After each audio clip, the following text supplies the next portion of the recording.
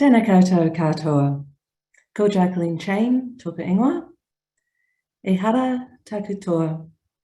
I te toa takitahi. E nari, e toa takitini. Success is not the work of one, but the work of many. And welcome everybody to this webinar. We're due to have Minister Shaw join us at some point during the session. Minister Clark has unfortunately had to send his apologies. He's not able to be with us here today. However, he did manage to take some time out of his busy schedule to record a message for us all, which we will play shortly. I'm Jacqueline Chain, board member of the XRB and chair of the project steering group for the development of the climate standards. Presenting with me today is Dr. Amelia Sharman, Director of Sustainability Reporting, and April Mackenzie, Chief Executive of the XRB. The XRB has said from day one that the climate-related disclosure framework would be developed iteratively and consultatively. This is why I opened the launch today with that particular whakatauki. What we are releasing today is very much the work of many.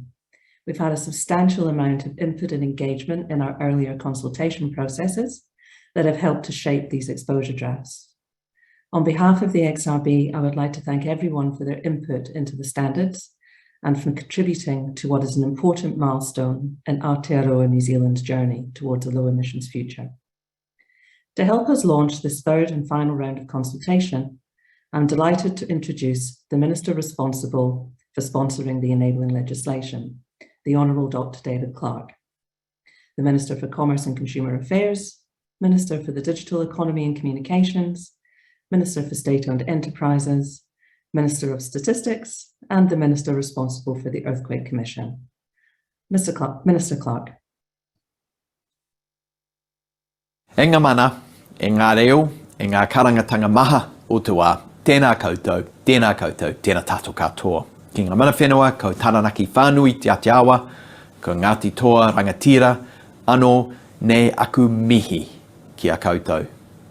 Nōku te honore kia haere mai ki te whakanuia tēnei huihui ngā whakahirihira. No reira, ngā manaakitanga ki runga i a tātou katoa. Tēnā koutou, huri noa i te whare, tēnā rā tātou katoa. The climate-related disclosures framework being released today ensures the impacts of climate change are actively and routinely considered in business and investment decisions. It's an exciting and concrete step towards implementing this new reporting regime that was introduced by the Climate-Related Disclosures Act that was passed into law last year. One of the core goals of the regime is to bring about better and more sustainable financial decision-making to help us transition to a low emissions economy. This will support New Zealand to achieve its international obligations and achieve its target of net zero carbon by 2050. Climate-related disclosures will provide important information to primary users and investors, and we expect to see capital allocation changing as a result. That is a crucial part of the regime. But there will also be significant benefits for reporting entities who decide to use this new regime as an opportunity to strengthen their business. Perhaps most importantly, it's about building a more resilient business by putting long-term value at its core. We live in a dynamic and rapidly changing world.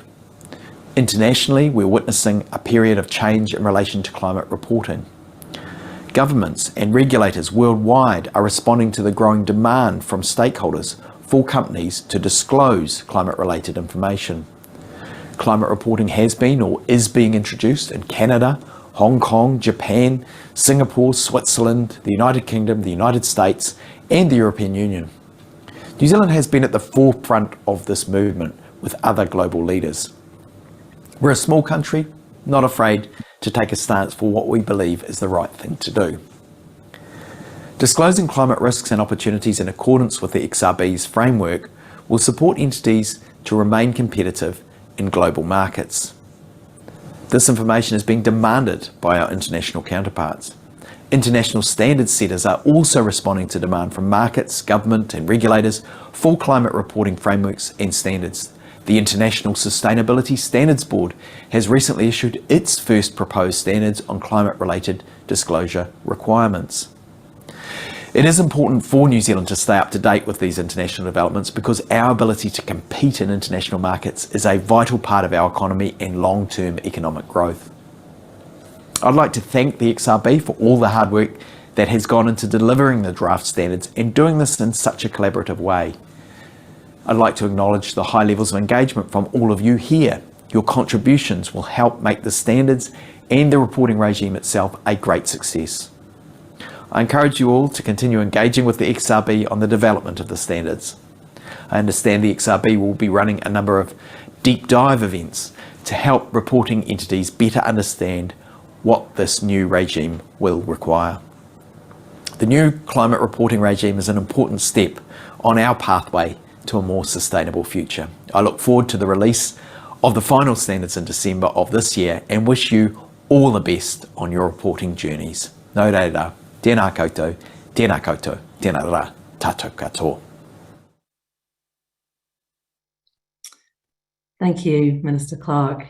I'd now like to welcome the Minister jointly responsible for sponsoring the enabling legislation, the Honourable James Shaw, the Minister for Climate Change. Welcome, Minister Shaw.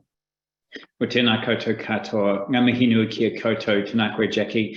Good afternoon and welcome. This is another really exciting step in the journey towards having climate-related financial disclosures here in Aotearoa, New Zealand.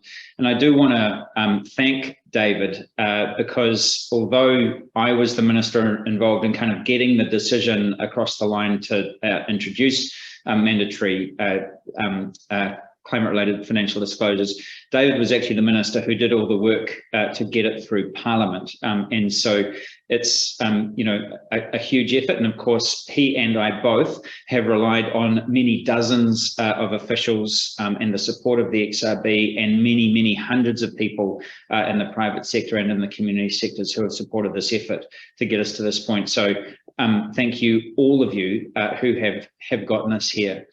In the time since we made the decision to introduce mandatory climate-related financial disclosures, many other countries around the world have decided to go down the same path. And, David named a number of those in his speech as well. I think that is in part because we in Aotearoa went first. And, we're generally regarded as a good operator and, part of the team effort to reduce global emissions in line with 1.5. And so going first, although it can be uncomfortable, does make it easier for others to follow on as well.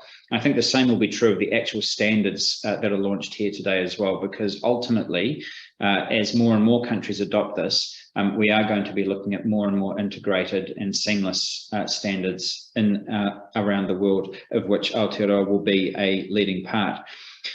So, look, all I'm really here to do today, given that everything that David has just said, is to say thank you for everything that you've done. It has been quite a long journey.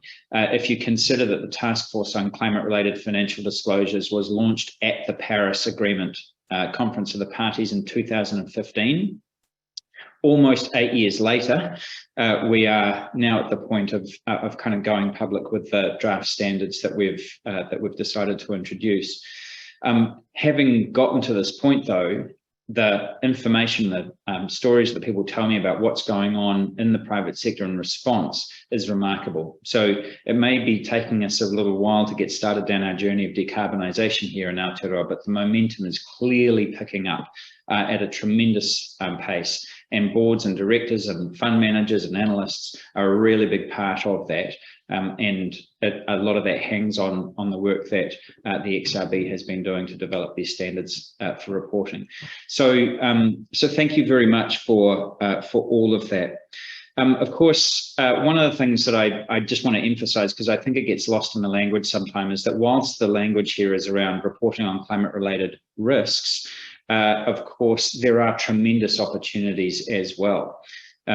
we know that when companies open up a new area for examination and reporting, and that can often reveal information about the company that otherwise wouldn't be making it through to management and to the board. And so that in itself is a useful exercise. But as people who know me would have heard me say before, innovation is a function of constraints, and which is another way, I guess, of saying that necessity is the mother of invention. And that when times are good and there's no particular problem, you don't really need to innovate if you're doing okay. In fact, why would you change what you're doing? But when things get really tight and the parameters get squeezed, that's when you need to get creative. We've seen a lot of that, of course, in response to the pandemic over the last few years.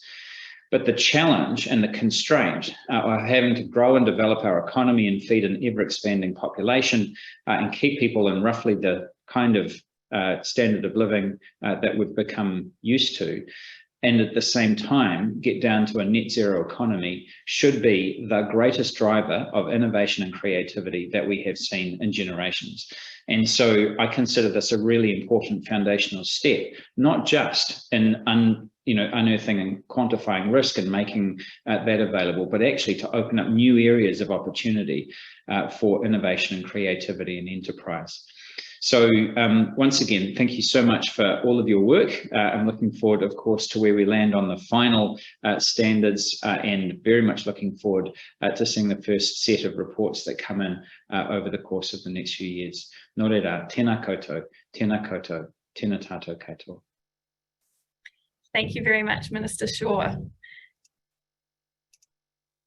I'm Amelia Sharman. Thank you very much, Minister Shaw, for those kind words and all your support of the regime so far. So I'm Amelia Sharman. I'm Director of Sustainability Reporting here at the XRB, and I am delighted to be able to share with you all the contents of this exposure draft package of materials. I'd like to begin with a quick recap about why we consider that these disclosures are important. So yes, there is a very important legislative requirement, but they also enable two other really key outcomes. Firstly, better decision-making by investors so that they can make more informed decisions about the risks and, as Minister Shaw mentioned, the opportunities facing the entities and the sectors into which they invest. And then for the entities, it's about better strategy, as the disclosures encourage entities to think about their strategic choices in light of the risks and the opportunities of climate change. And another quick recap on who is in the regime and when reporting will begin. The regime covers large listed equity and debt issuers, the circle on the left, and large financial institutions and organisations on the right. We anticipate issuing a standard by December, meaning reporting will take effect for accounting periods beginning 1 January 2023. We are extremely grateful for all of the input that we've received along the way in the development of the standards. Thank you to everyone who has taken the time to send in a submission on a previous round of consultation, asked a question, attended an event, or had a meeting with us. All of the feedback that we have received has informed these exposure drafts. The consultation materials highlight what changes have been made to previous versions as a result of all of this feedback. And we have also made changes in response to international developments, including the International Sustainability Standards Board exposure drafts, as Minister Clark mentioned. So based on all the feedback we received, we're now publishing the exposure drafts. And a key message I'd like to get across today is that the standards are designed as a package and they should be read together as such. So what are the three standards and what do they cover? The legislation enables the XRB to develop a climate-related disclosure framework. And we are proposing that this framework consists of the following three standards. First, NZCS1 or climate-related disclosures. And this is where the main four disclosure areas, governance, strategy, risk management, metrics and targets are housed. This standard also identifies the scope of the mandatory assurance that is required over greenhouse gas emissions disclosures. Based on feedback received over the last two consultation rounds, we also heard that the standards needed to acknowledge that there was a wide variety of capability within climate reporting entities. As a result, we are proposing NZCS2, which is the first time adoption standard, and I will get to the details of that later. And then finally, we have NZCS3. This is a very important standard as it houses both the principles for disclosure and the general requirements, and I will cover all of that also later in this presentation. But to start with, I'll cover NZCS1 and the disclosure requirements under each of the main sections of the standard. Each section contains a disclosure objective, overarching disclosure requirements, and sub-disclosure requirements in a tiered structure, and all three of these are important. For governance, governance disclosures focus on governance oversight of and management assessment and management of climate-related risks and opportunities. Changes that we made in response to feedback and compared to the previous version include using the more generic term governance body as compared to board, as this will suit more types of climate reporting entities in this regime, and some small but quite important wording changes relating to the intent of the governance and management processes undertaken. The strategy disclosures are where the climate-related risks and opportunities unique to each climate reporting entity are disclosed, the scenario analysis, the current and anticipated impacts and financial impacts of climate-related risks and opportunities, and the transition planning aspects of the entity's strategy. There is a lot in this section. But key changes we made compared to the previous version and in response to feedback and international developments include increasing the minimum number of climate-related scenarios from 2 to 3. This is to avoid 2 being seen as either a good or a bad scenario. And increasing the upper bound temperature scenario from 2 degrees to 3 degrees. And this is to ensure that more challenging physical risk scenarios are covered. We have made it more explicit that reasons must be given if quantitative information for current or anticipated financial impacts cannot be disclosed. And we have updated the disclosure objective to include the intention to move towards a low emissions and climate resilient future state. Risk management is about an entity's climate-related risk management processes. Based on feedback, we've combined several of the disclosures for clarity, and we have amended the disclosure on value chain stages covered to a disclosure of whether any parts of the value chain are excluded. We received feedback that this would be a much more manageable disclosure for entities to achieve. And finally, metrics and targets is where an entity's greenhouse gas emissions are disclosed, as well as other industry-specific and entity-specific metrics and targets. Assurance is required over the greenhouse gas emissions disclosures for any accounting periods that end on or after 27 October 2024. We have made a number of changes to these proposed disclosures in response to feedback and international developments. These include adding a disclosure requirement for greenhouse gas emissions targets in relation to the use of offsets. This is to provide increased transparency to primary users about offsets. We have proposed removing the requirement to prepare a separate greenhouse gas emissions report or inventory report. We received feedback that not only was this requirement unduly onerous for entities to publish this separate report, but that it would result in unnecessary information for primary users to have to wade through. And we have moved the disclosures relating to methodologies and assumptions for metrics and targets from NZCS1 to NZCS3. And I, again, will talk about those in a bit more detail. But now on to CS2, the first time adoption standard. So this standard gives climate reporting entities exemptions for 1 or 2 years relating to topics under these 3 categories. Under strategy, we are proposing 1-year exemptions for current financial impacts, anticipated financial impacts, and transition plan aspects of an entity's strategy. We heard that these are more complicated areas for disclosure. Under metrics and targets, we are proposing a 1-year exemption for the disclosure of Scope 3 greenhouse gas emissions.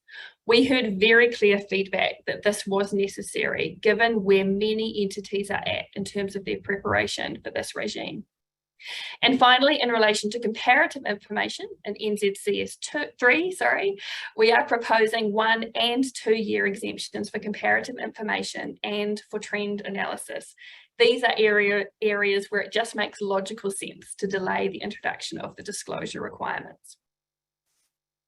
And here we are at NZCS 3. NZCS 3 is a critically important part of the framework. It's where the general requirements and principles for disclosure are housed, and I encourage all climate reporting entities to attend our deep dive session on this standard on the 9th of August. To start with, NZCS 3 is based on this overarching principle of fair presentation. Fair presentation requires an entity to disclose information in accordance with the principles in NZCS 3 and the disclosure objectives and the disclosure requirements across all 3 standards. Now, applying the standards is presumed to result in climate-related disclosures that achieve a fair presentation. However, when compliance with the specific requirements in the standard is insufficient to show a fair presentation, additional disclosures must be provided. There are also principles relating to information and to presentation. Some of you may know these as qualitative characteristics. And these have been drawn from a variety of sources, from the TCFD to existing accounting frameworks. We have attempted to write these in plain English and with examples specific to climate-related disclosures, and we're really keen to hear feedback about the principles. And then on to the general requirements. First, we have the location of disclosures. Entities may provide their disclosures in a standalone document or integrated within another document, such as an annual report or a sustainability report. They may also cross-reference to other locations, such as websites. Entities are to think about the needs of their primary users when they are making decisions about the location of disclosures. And if climate-related disclosures are provided within another document, an entity must include a table within that other document, clearly identifying the location of the disclosures required by the standards. Importantly, if cross-referencing is used, entities must think about fair presentation. Disclosures included by cross-reference should not make an entity's climate-related disclosures less understandable, complete, or coherent. Reporting entity and reporting period. An entity must prepare its climate-related disclosures for the same reporting entity and reporting period as its financial statements. Value chain. We received a lot of feedback that entities must think about themselves in the context of their value chain rather than as isolated or standalone. We are clear in draft NZCS 3 that when considering its exposure to climate-related risks and opportunities, an entity must consider the exposure of its value chain as well. And investments that an entity has in other entities, for example, associates or joint ventures, are also considered to be part of an entity's value chain. Materiality. We appreciate all of the feedback that we received on the topic of materiality. And based on the majority of this feedback, we are continuing to align internationally with the materiality definition and using enterprise value as a key consideration. However, also based on feedback, we recognise that we needed to be clearer about the importance of an entity thinking about its impact on the climate if those impacts could reasonably be expected to affect the entity's enterprise value. And the entity should take a broad view when thinking about these feedback loops. We have updated the materiality section, and I do encourage you to read it carefully. Comparative information. We propose requiring 2 years of comparative information for each metric and an analysis of the main trends. And finally, methodologies, assumptions, and estimation uncertainty. All of the disclosures relating to methodologies are now housed in NZCS 3. These cover requirements relating to all of the relevant disclosures in the standards, as well as specific requirements relating to scenario analysis and to greenhouse gas emissions. As well as the exposure drafts of the standards themselves, we are also including a number of other documents as part of this consultation. First, some draft staff guidance. Given the principles-based nature of NZCS 1 in particular, The draft staff guidance intends to support entities when making their disclosures. Guidance is being provided now for all sectors. In this context, that means all types of climate reporting entities. And we're also providing it for managers of investment schemes, or also known as fund managers or MIS managers. This is due to the requirement in the legislation that MIS managers report in respect of the scheme they manage, rather than themselves, as a sole entity. So this guidance is targeted at their very specific needs. We are very keen for feedback on the usefulness of this guidance and intend to update the guidance as needed and issue more guidance as needed over time. We're also issuing 2 comparison tables. We're comparing between draft NZCS1 and the TCFD recommendations and guidance, and between draft CS1 and the International Sustainability Standards Board draft climate standard as well. These are long, very detailed documents with each disclosure in a line, and I hope, for those of you who want that detail, you find those really useful. And then finally, each standard is accompanied with what is known as a basis for conclusions. These will be really familiar to users of accounting and audit and assurance standards, but for those new to standards, the basis for conclusions is intended to provide useful explanations of the XRB's decision-making process during the standards development. I really encourage you to read these when you look at the exposure draft materials. And here we are at the consultation questions. So in the main consultation document, we have 6 core consultation questions. They focus on user needs, the practicality of preparing the required disclosures, the first-time adoption provisions, the draft staff guidance, for example. And then the consultation closes on the 26th of September. We need submissions in by this date, please, so that we are able to issue the final standards by December. We are very keen to get your views, so please do attend one of our events, contact us if you have any questions, and provide your feedback in a way that is most convenient to you. Now, I'd like to hand over to April McKenzie, Chief Executive of the XRB, for closing remarks. Kia ora, Amelia. Thank you very much for your commentary there. That was extremely useful indeed. Thank you all for attending, nearly 400 participants. That's very exciting. I would also like to acknowledge Ministers Clark and Shaw for the time that they've taken out of their schedules to share with the XRB their views, and also to acknowledge this milestone in getting this complete package out available to all of you to see. I'd also like to acknowledge Amelia and her team, all of the climate team that have worked very tirelessly to get it to this point. I know that you're now in receipt of a huge amount of material. So as Amelia has mentioned, do join us on the deep dives. There are just 4 of them spread out over the month of August to assist you to familiarise yourself with all the material. Then that gives you September to pull your ideas together to the 26th of September. Submissions unfortunately can't be received beyond that point, as Amelia's mentioned. These standards will definitely benefit, though, from your input in any form: a written letter, an email, a conversation, a question. I would like to finish up now with a whakatoki. Whae ti mā toronga, hei oranga, mō koutou. Seek knowledge for the sake of your well-being.